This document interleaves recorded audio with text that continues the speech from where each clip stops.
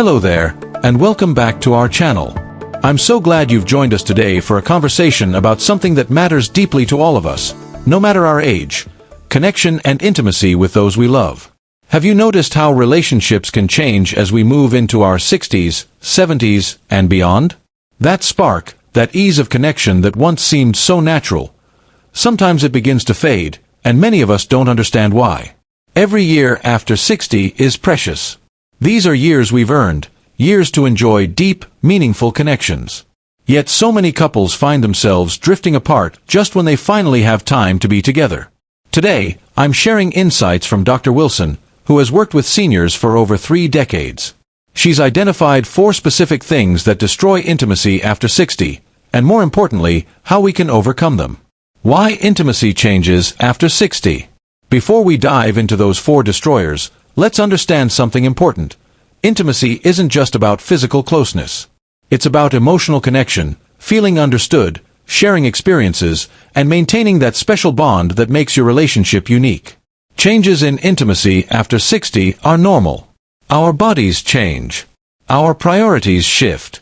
We may be adjusting to retirement, dealing with health challenges, or embracing new roles as grandparents. All of these transitions can affect how we connect with our partners. But here's what Dr. Wilson wants you to know. While changes are natural, disconnection isn't inevitable. With awareness and gentle effort, intimacy can actually deepen in these golden years. Now, let's explore those 4 intimacy destroyers, and how to overcome them. Destroyer number 1.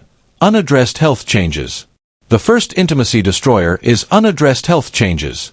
As we age, our bodies change in ways that can affect intimacy, both physical and emotional. For women, hormonal changes after menopause can lead to vaginal dryness, making physical intimacy uncomfortable. Men might experience changes in erectile function that feel embarrassing or frustrating. But it's not just about physical changes. Chronic pain, medications that affect energy or desire, mobility issues, or even changes in body image can all impact how comfortable we feel being close to our partners. The problem isn't these changes themselves, it's leaving them unaddressed. Too many couples suffer in silence, too embarrassed to talk about these issues, even with each other. Dr. Wilson says the solution is simple but requires courage. Talk to your healthcare provider. Many of these issues have simple solutions, whether it's medication adjustments, lubricants, physical therapy, or other treatments. Your doctor has heard it all before, and addressing these concerns is part of caring for your whole health. Robert and Margaret's story. Let me tell you about Robert and Margaret, a couple who visited Dr. Wilson's practice last year. They'd been married for 42 years and had always enjoyed a close relationship. But after Robert's heart surgery at 68, something changed. "We just stopped touching," Margaret explained. "At first, I thought he needed space to recover. Then it became a habit to sleep apart. We were like polite roommates." Robert nodded. "I was afraid of overexerting myself. Then I started feeling self-conscious about my scar. Before we knew it, months had passed without any real intimacy." With Dr. Wilson's guidance, they began small, holding hands during evening walks, scheduling time just to talk without distractions. Robert spoke with his cardiologist, who reassured him about physical activity. Margaret learned about his concerns and shared her own feelings of being disconnected. "It wasn't an overnight fix," Margaret says now with a smile. "But we're closer than ever because we finally talked about what was really happening." Robert and Margaret's story reminds us that intimacy can be rebuilt, one small connection at a time. Destroyer number 2. Communication breakdown. The second intimacy destroyer is communication breakdown, something that often happens so gradually we don't even notice. After decades together, many couples fall into patterns that actually block meaningful communication. We finish each other's sentences, make assumptions about what our partner thinks, or avoid certain topics altogether. Dr. Wilson notes that many couples in their 60s and beyond were raised in generations where talking openly about feelings, needs, and especially physical intimacy wasn't encouraged. These communication habits can be hard to break. The solution: creating deliberate space for real conversation. This means setting aside distraction-free time to talk. By asking open-ended questions like, "How are you feeling about this stage of our lives?" Listening to understand, not just to respond. Being willing to voice your own needs and feelings. One simple practice Dr. Wilson recommends is a daily check-in. Just 10 minutes where you each share something good about your day, something challenging, and something you're looking forward to. This small habit can reopen channels that may have narrowed over the years. Destroyer number 3. Emotional baggage. The third intimacy destroyer is unresolved emotional baggage. By our 60s, we've lived through many experiences, some wonderful, others painful. Unresolved resentments from decades ago, grief over losses, adjustment to retirement or adult children moving away, financial worries. All of these emotions can create invisible barriers between partners. Dr. Wilson shares that many couples she works with are surprised to discover how past hurts continue to affect their ability to be vulnerable and close. Sometimes, these are major issues like infidelity or financial mistakes. But often, they're accumulated small hurts that were never fully addressed. The path forward requires gentleness and sometimes outside help. Consider acknowledging feelings without blame, seeking closure on old wounds, possibly working with a counselor or therapist who specializes in senior relationships, finding ways to create new, positive memories together. Remember, emotional intimacy requires feeling safe with each other. Creating that safety sometimes means clearing away old hurts first. Destroyer number 4. Lifestyle habits. The fourth intimacy destroyer is something many of us don't connect with intimacy, our daily lifestyle habits.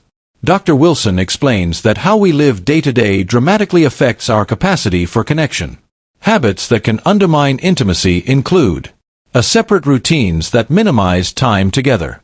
Excessive screen time. Yes, even at our age, smartphones and televisions can come between us. Poor sleep habits that leave us too tired for meaningful interaction. Limited physical activity, which affects energy and mood. Alcohol consumption that might seem to relax us but actually blunts emotional connection. The good news is that small changes to daily routines can have powerful effects. Consider creating at least one shared activity you both enjoy. Establishing technology-free zones or times in your home. Prioritizing good sleep hygiene. Finding ways to move together, even if it's just a short evening walk. Being mindful about substances that might affect your mood or energy. One couple Dr. Wilson worked with started a simple tea time each afternoon. Just 20 minutes to sit together and share their thoughts. It's become sacred time, they reported. We both look forward to it, and we notice when we miss it. Rebuilding intimacy. Simple steps forward. Now that we understand these 4 intimacy destroyers, let's talk about practical steps to rebuild connection. The good news is that small changes can make a big difference. First, approach this journey with patience and kindness for yourself and your partner. Rebuilding intimacy isn't about grand gestures but consistent small connections. Consider these simple starting points. Schedule a state of our union conversation where you both share what's working and what could be better in your relationship. Create a daily ritual of physical touch, even just holding hands while watching television. Try something new together to create fresh shared experiences. Express appreciation for specific things your partner does. Remember that intimacy includes laughter, play, and simple enjoyment of each other's company. Dr. Wilson emphasizes that it's never too late to deepen connection. In fact, our 60s, 70s, and beyond offer unique opportunities for intimacy. With fewer work demands and family responsibilities, we can focus on what truly matters, including our most important relationships. Closing thoughts and community invitation.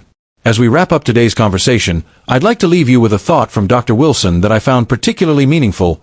Intimate connection isn't a luxury in our later years, it's essential to our well-being.